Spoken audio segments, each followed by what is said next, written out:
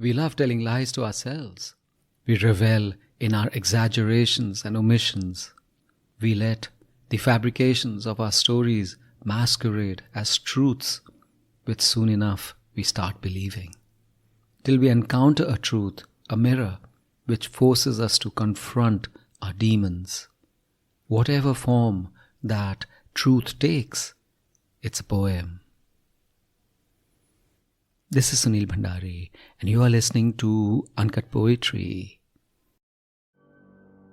I can sense her loneliness. I can sense her loneliness, but we talk as if nothing matters, and the elephant sits right between us. And I wonder, why are we afraid of talking of the primary hauntings of our hearts? Maybe because I am afraid of truths, and she of letting go of what remains. And thus we strain at the edges of our love, trying to save it with the unspoken, not knowing we have to injure first before reparations can begin.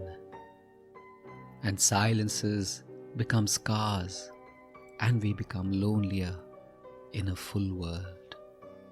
And silences become scars, and we become lonelier in a full world.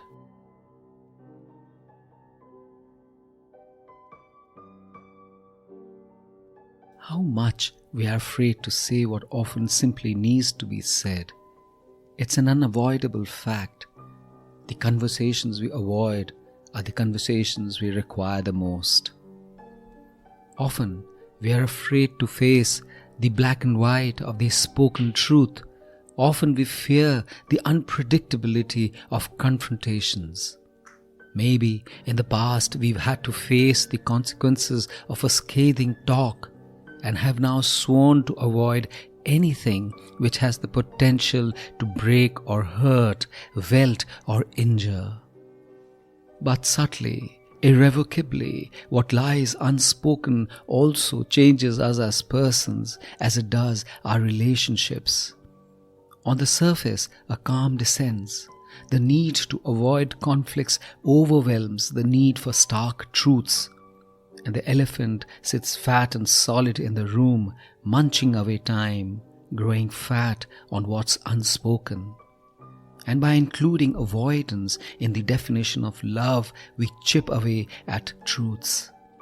We become politer, but less honest. We want to confront monsters by pretending they don't exist.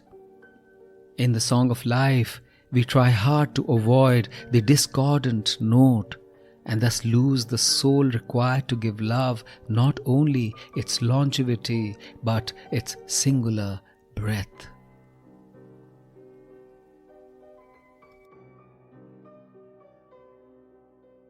This is Sunil Bhandari, and you are listening to Uncut Poetry.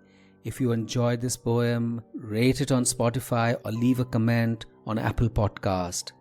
And I have a lovely newsletter called The Uncuts, which is like a Sunday dollop of warmth and fun and beauty. Subscribe to it. The link is in the show notes. And if you loved this episode, please do share it with someone you love. See you next week.